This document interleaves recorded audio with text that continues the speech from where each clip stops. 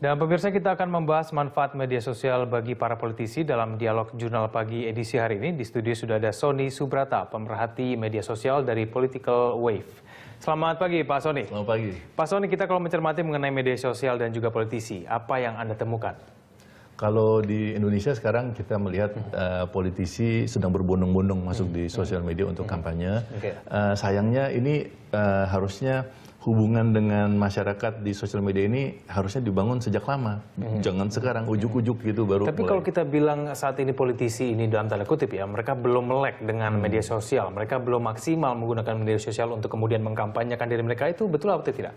Ya kalau sekarang memang begitu kelihatannya ya. Jadi sebetulnya cara menggunakan media sosial pun masih salah karena masih satu arah, kurang interaksi, kurang mendengarkan ya.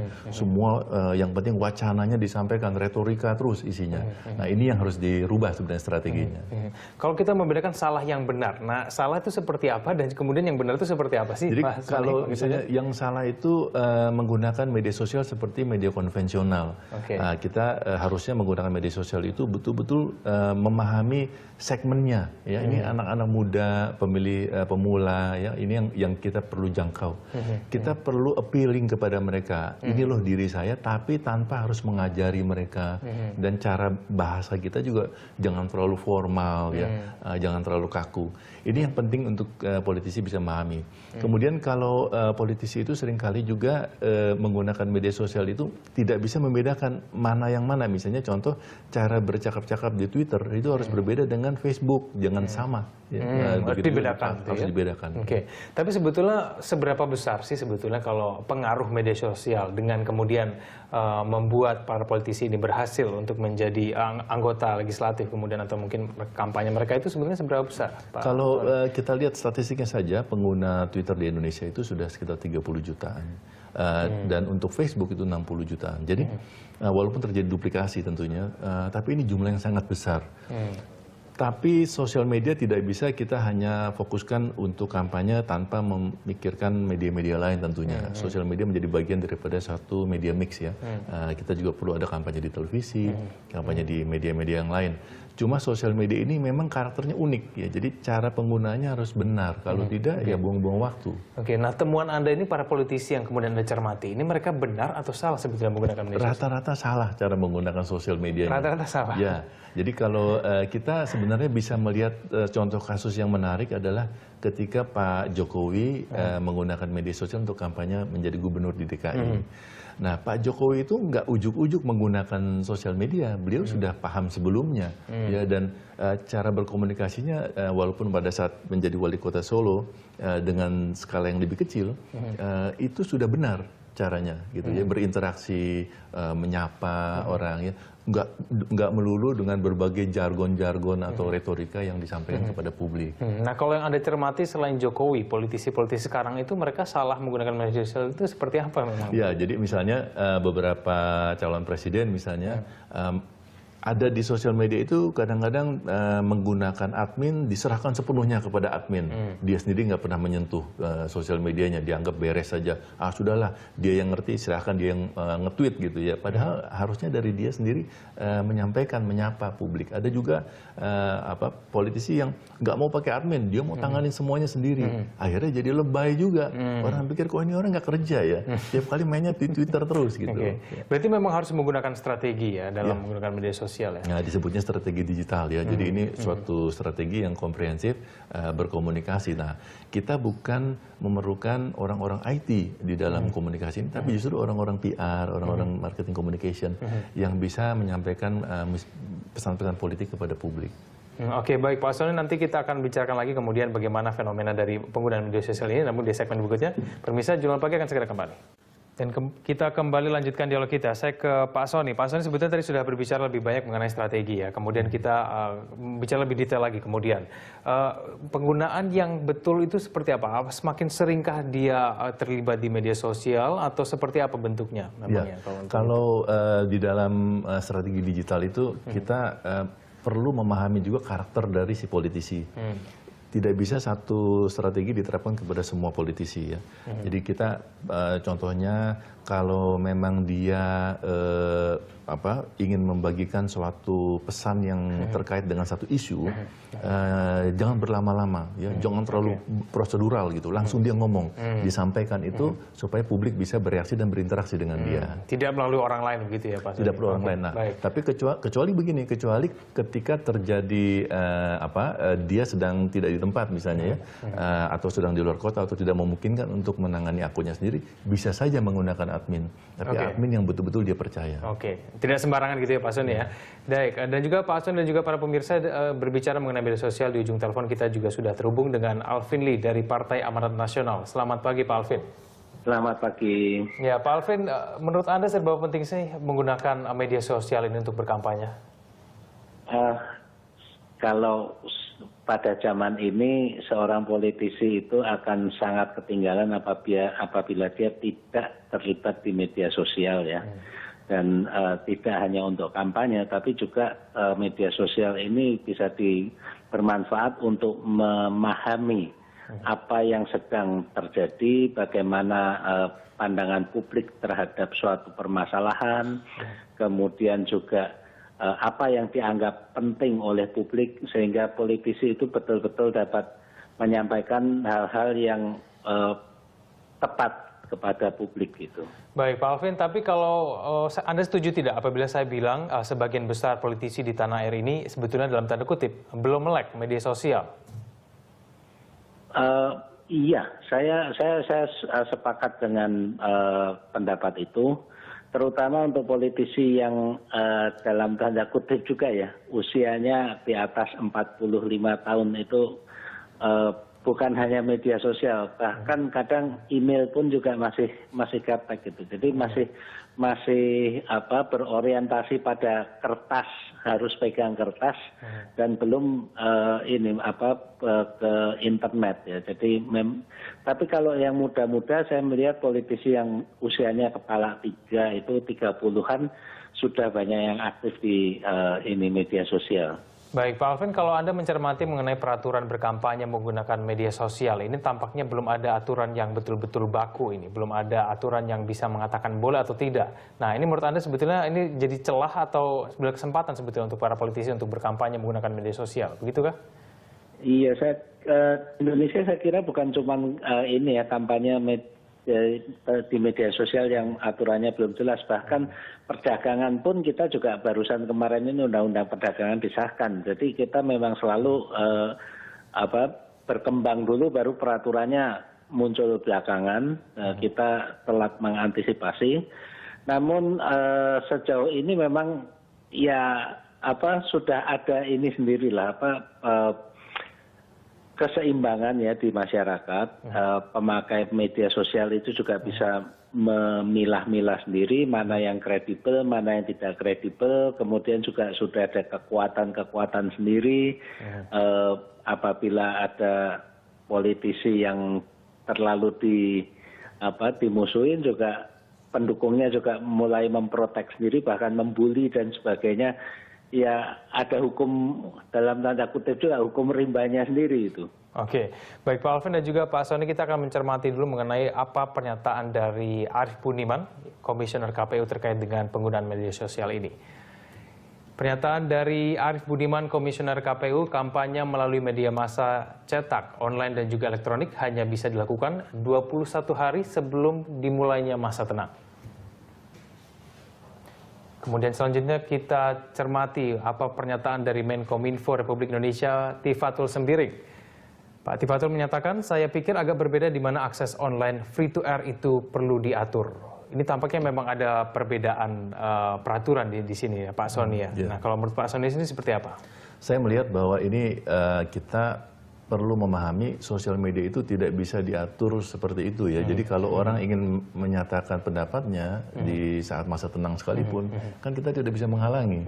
Ya, itu bukan berupa kampanye sebetulnya, karena orang-orang ini menyatakan bahwa dukungannya terhadap sosok politisi tertentu. Dan saya ingin menambahkan tadi yang Pak Alvin sampaikan, Pak Alvin Lee ini salah satu tokoh politik yang sangat paham sosial media jauh sebelum politisi lain memahami. Itu banyak sekali memang akhirnya politisi dibully. Nah, salah satu yang sering dibully tentunya kita tahu Pak Roy Suryo ya. Banyak sekali statement-statement beliau ataupun pernyataan beliau yang akhirnya publik mencemooh gitu. Oke, baik. Ini menjadi kendala. Kalau saya ke Pak Alvin menurut Anda setuju tidak sih sebetulnya ada pengaturan ini dalam untuk berkampanye di menggunakan media sosial, Pak Alvin? Ya, kalau undang-undang kampanye kita ini kan ada unsur-unsurnya ya. Jadi kalau hanya sekedar misalnya pada masa tenang pun saya mengadakan diskusi terbuka di media sosial, sejauh itu saya tidak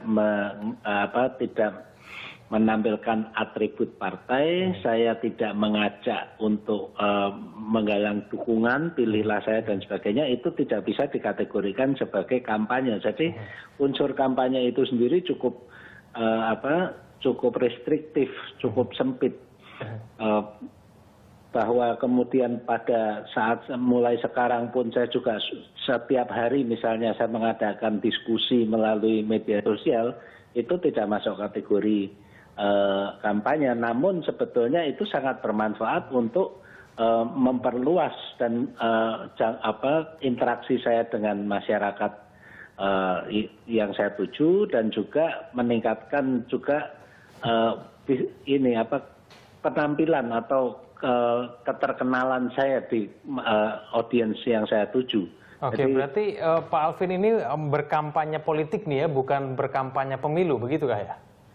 Iya, kan ujung-ujungnya yang namanya kandidat dalam pemilu ini kan supaya dia lebih dikenal, yang sudah kenal merasa lebih mantap lagi pada dia, bahwa dia seseorang ini layak dipilih, dan ujung-ujungnya akan dipilih tanpa harus mengatakan pilihlah saya, dan sejauh tidak ada pernyataan pilihlah saya atau coblos nomor sekian, itu tidak masuk kategori kampanye.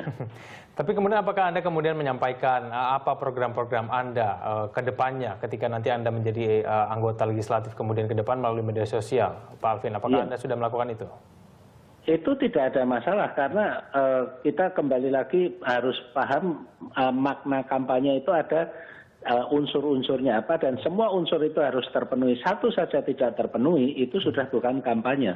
Jadi kalau hanya membahas visi misi saya atau apa program-program saya, sejauh saya tidak mencantumkan partai saya apa, kemudian saya caleg nomor berapa, kemudian saya juga mengajak pilihlah saya, itu bukan kampanye. Ya, Pak Alvin, apakah Anda pernah kemudian mengajak kolega Anda di DPR untuk kemudian rame-rame menggunakan media sosial, karena menurut Anda ini mungkin kemudian menguntungkan ke depannya?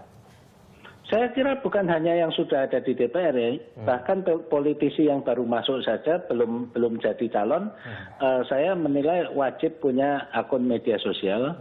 Kalaupun tidak aktif untuk diseminasi informasi, minimal seorang politisi itu dapat memantau apa yang sedang berkembang di masyarakat. Jadi media sosial itu bukan hanya one way, tapi betul-betul kita bisa tahu perilaku, pola pikir masyarakat.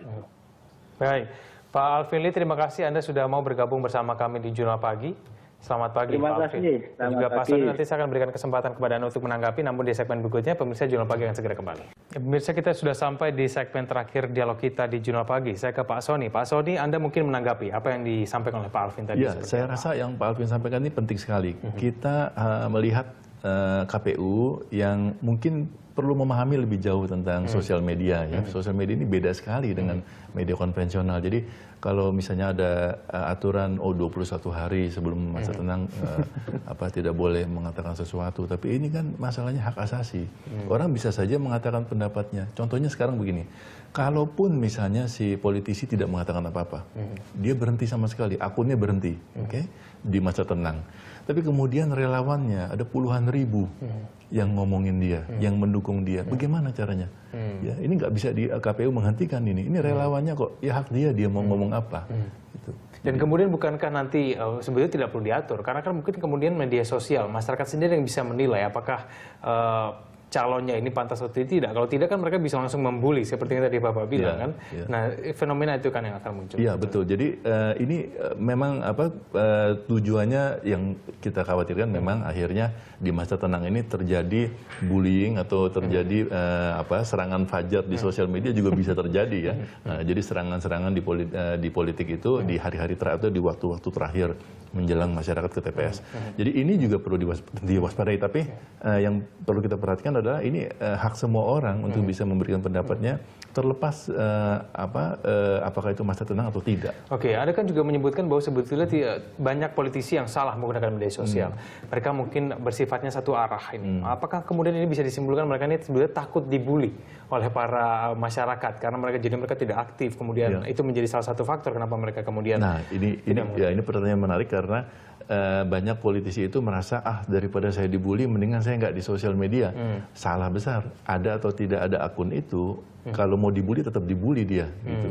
Apakah dia aktif atau tidak di sosial media, kalau mau dibully tetap dibully. Nah, ini tadi Pak Alvin Lee ada satu istilah yang hukum rimba katanya ya, di sosial media. Ya memang begitu kenyataannya. Jangankan seorang caleg ya, ibu negara pun bisa dibully. Oke.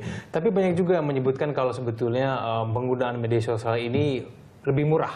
Nah, ini menurut Pak Sony setuju tidak ini? Kalau misalnya strategi menggunakan media sosial lebih murah untuk para caleg? Iya, memang pemahaman bahwa bikin Twitter kan gratis ya, buka akun Facebook juga gratis. Itu suatu kesalahan yang sangat fatal. Karena yang namanya digital strategi, kemudian kita mengeksekusi strategi itu mahal sekali sebetulnya. Kita perlu membuat atau menyusun satu tim digital dan mengeksekusi di lapangan, bekerja sama dengan KOL atau Key Opinion Leaders, buzzer-buzzer, itu semua membutuhkan biaya yang sangat besar. Saya perkirakan kalau suatu kampanye capres ya, untuk bisa berkampanye dengan optimal di sosial media, minimal anggaran mereka itu 500 sampai 1 miliar rupiah per bulan untuk sosial media. Di luar TV, ya, per bulan. Di luar TV dan lain sebagainya ya. Jadi ini bukan sesuatu yang murah memang. Pak Sony, kita akan mencermati mengenai biaya kampanye murah atau tidak ini, namun pernyataan dari Pak Dino Patijal, salah satu anggota dari peserta ya, konvensi Partai Demokrat. Pak Dino menyatakan, saya kan kandidat yang paling kere, jadi saya akan gunakan sosial media dan senjata kita adalah idealisme. Padahal sebetulnya penggunaan media sosial ini mahal ya kalau menurut Pak Sony ya? Menurut saya itu mahal, karena gini, kita apalagi untuk kampanye ya, kalau cuma untuk kebutuhan pribadi nggak apa-apa. Jadi kalau sosial media itu ada beberapa tahapan. Pertama sosial media untuk pribadi, kedua itu sosial media untuk brand, kemudian sosial media untuk politik, dan sosial media untuk intelijen. Yang untuk politik ini mahal sebetulnya. Tapi apakah kemudian penggunaan media sosial ini lebih murah dibandingkan dengan kampanye yang konvensional seperti menggunakan alat peraga kampanye, spanduk, baliho seperti itu? Nah, itu betul. Kalau kampanye secara keseluruhan, misalnya anggaran kita 100, mungkin 5 atau 10 hanya untuk sosial media. Sisanya adalah kampanye yang lain, termasuk kampanye di lapangan ya, termasuk belusukan, ketemu dan ada musik, hiburan dan sebagainya. Jadi sosial media itu memang komponen mungkin yang termasuk kecil dari seluruh anggaran kampanye. Tapi berbicara efektivitas, untuk saat ini penggunaan media sosial dibandingkan dengan konvensional seperti alat peraga kampanye itu menurut Anda lebih tinggi yang mana? Efektivitasnya? Kalau segmennya adalah untuk anak-anak muda, pemilih pemula, sosial media itu sudah nomor 1. Mereka tidak percaya dengan apa yang dilihat di baliho, di billboard, di iklan TV. Mereka lebih percaya apa yang teman-temannya katakan kepada mereka. Jadi ada circle of influence yang membentuk opini mereka. Oke, kebanyakan yang menggunakan media sosial ini mungkin ke kalangan politisi muda. Nah, saya meminta Pak Sony kemudian memberikan tips kepada mungkin politisi yang sudah cukup tua, yang berumur, berpengalaman begitu ya, mereka enggan kemudian menggunakan media sosial. Seperti apa? Ya, ini kalau pertama yang penting adalah kita harus memahami bahwa sosial media ini adalah satu cara untuk berkomunikasi, bukan hanya berkampanye satu arah. Jadi pertama itu perlu interaksi, bukan hanya narasi. Ya. Yang kedua adalah bahwa sosial media ini perlu biaya. Kita jangan karena pikir wah ini murah, ya udah yang gratisan aja. Itu dampaknya luar biasa. Kalau sampai digital strateginya salah, itu bisa berimbas balik kepada dia. Ya, misalnya yang nanganin ya udah anak saya deh, atau keponakan saya yang ngerjain gitu ya, atau orang yang tidak qualified.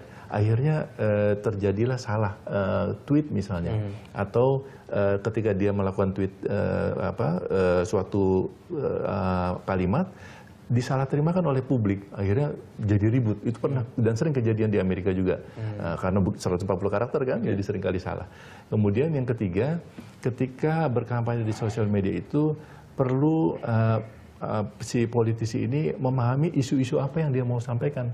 Ya, jangan hanya halo, selamat pagi, selamat siang, selamat sore, terus nggak ada substansinya gitu. Ya, jadi substansinya ini harus bagus. Nah, tapi bicara substansi juga jangan terlalu yang teoritis, yang idealis, terlalu idealis sekali, tidak menyentuh kepada publik yang dia tuju.